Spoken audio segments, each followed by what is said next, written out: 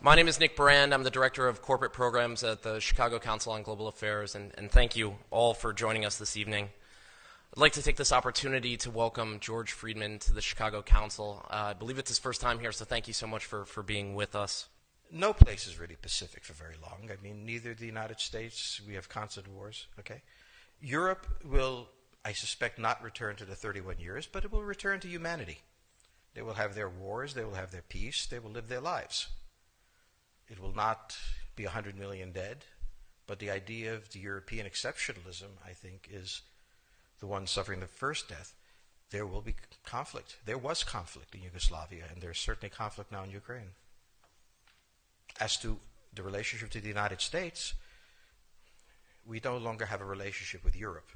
We have a relationship with Romania, we have a relationship with France. There is no Europe to have a relationship with.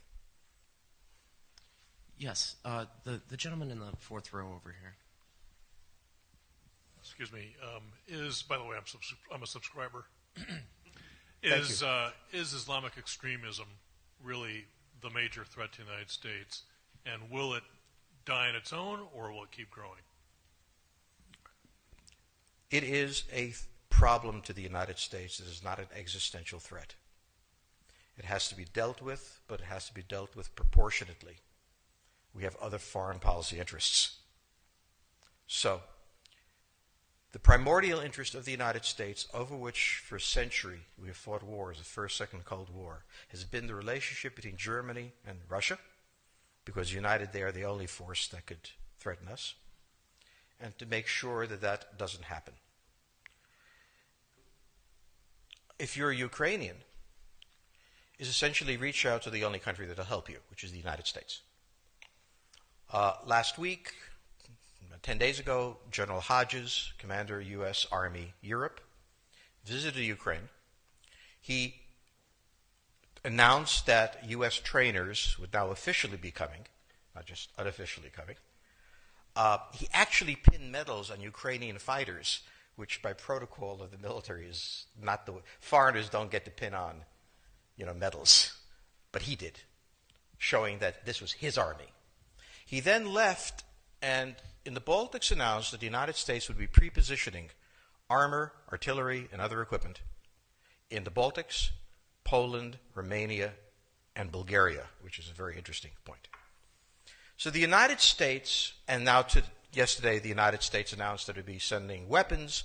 Tonight, of course, they denied it, but they are. The weapons will go. In all of this, the United States has acted outside the context of NATO. Because NATO has to have a 100% vote. Any one country can veto anything. And the Turks will veto it just for giggles. The point is that the United States is prepared to create a cordon sanitaire around Russia. Russia knows it. Russia believes that the United States intends to break the Russian Federation. I think that, as Peter Lorre put it, we don't want to kill you, we just want to hurt you a little bit. Either way, we are back in the old game. And if you go ask a Pole or a Hungarian or a Romanian, they live in a totally different universe from a German. And they live in a totally different universe from a Spaniard. So there is no commonality in Europe. But if I were a Ukrainian, I would do exactly what they're doing. Try to draw the Americans in. All right, next question, please. The United States has a fundamental interest. It controls all the oceans of the world. No power has ever done that. Because of that, we get to invade people and they don't get to invade us. It's a very nice thing. Maintaining control of the sea and control of space is the foundation of our power. The best way to defeat an enemy fleet is to not let it be built. The way the British managed to make certain that no European power could build a fleet was to make sure the Europeans were at each other's throats. The policy that I would recommend is the one that Ronald Reagan adopted toward Iran and Iraq. He funded both sides so they would fight each other and not fight us. This was cynical. It was certainly not moral. It worked. And this is the point. The United States cannot occupy Eurasia. The moment the first boot sets the ground, the demographic differential is we are totally outnumbered. We can defeat an army. We cannot occupy Iraq. The idea that 130,000 men would occupy a country of 25 million, well, the ratio in New York of cops to citizens was greater than we had deployed in Iraq. So we don't have the ability to go across, but we do have the ability to, first, support various contending powers so they concentrate in themselves with political support, some economic support, military support, advisors, and in extremis, do what we did in Japan, in Vietnam, in Iraq, and in Afghanistan. Spoiling attacks. The spoiling attack is not intended to defeat the enemy. It's intended to throw him off balance. What we did in each of these wars, in Afghanistan, for example, is we threw Al-Qaeda off balance. The problem we have, since we're young and stupid, is that having thrown them off balance, instead of saying, okay, job well done, let's go home, we said, well, that was easy. Why don't we build a democracy here? This was the moment of dementia that came in. The answer, therefore, is the United States cannot constantly be intervening throughout Eurasia. It must be selectively intervening and very rarely.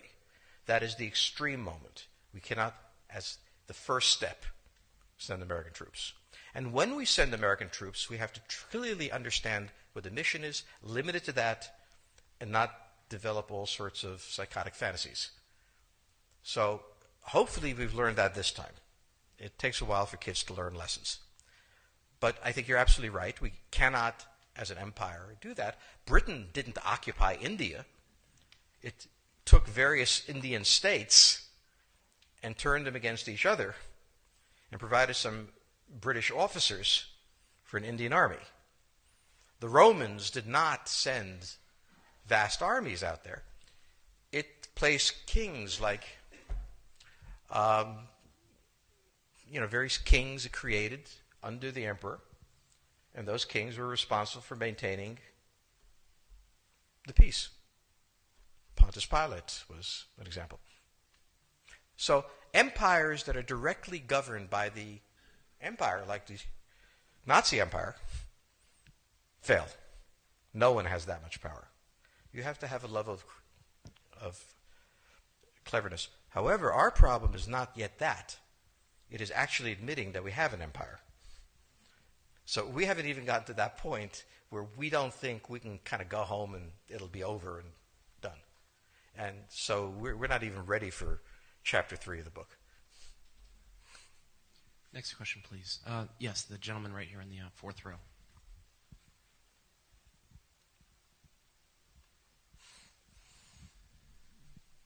So I infer from your comments that the euro as the currency will not survive. The question on the table for the Russians is, will they retain a buffer zone that's at least neutral? Or will the West penetrate so far in the Ukraine that they're 70 miles away from Stalingrad and 300 miles away from Moscow? For Russia, the status of Ukraine is an existential threat. And the Russians cannot let go. For the United States, in the event that Russia holds onto the Ukraine, where will it stop? Therefore, it's not an accident that General Hodges, who's been appointed to be blamed for all of this, is talking about prepositioning troops in Romania, Bulgaria, Poland, and the Baltics. This is the intermarium, from the Black Sea to the Baltic, that Pilsudski dreamt of. This is the solution for the United States.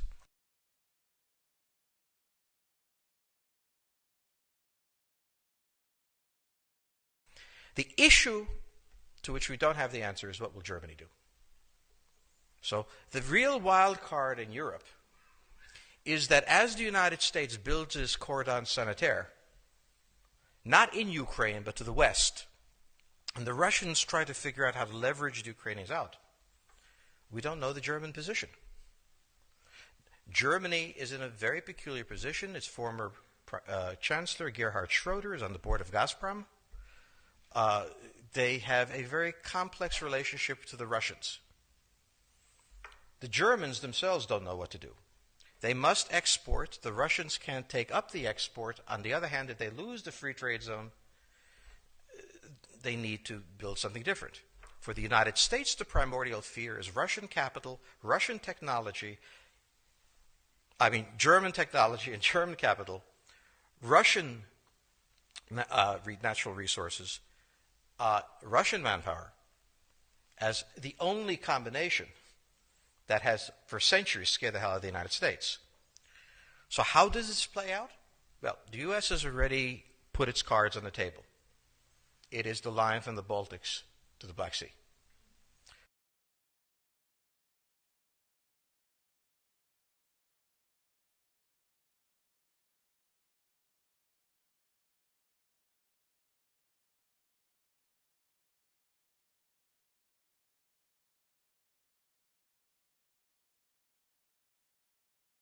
For the Russians, their cards have always been on the table. They must have at least a neutral Ukraine, not a pro-Western Ukraine. Belarus is another question.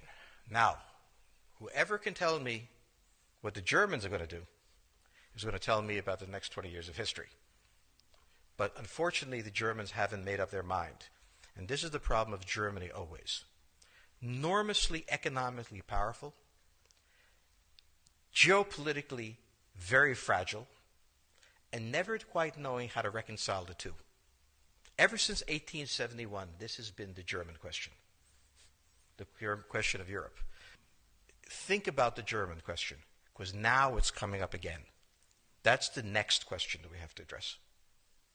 And we don't know how to address it. We don't know what they're going to do. And unfortunately, that's all we have time for this evening.